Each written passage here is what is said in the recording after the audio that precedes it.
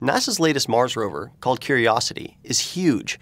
It's almost 10 feet long, 7 feet tall, and it weighs nearly a ton. You can think of it as a $2.5 billion smart car. So how do you park something like that on Mars? To start, you've got to slow it down.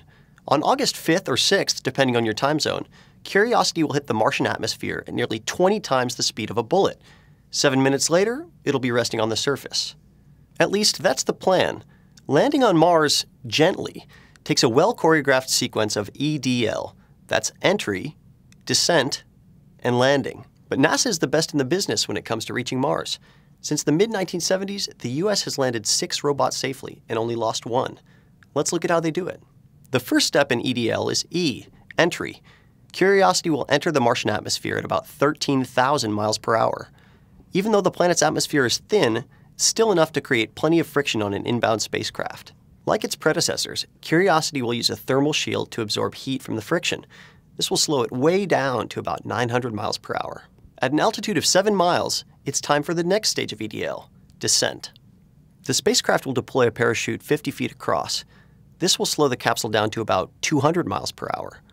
Once Curiosity reaches about a mile above the surface of Mars, the parachute detaches and landing rockets take over. Now, Curiosity is in unexplored territory.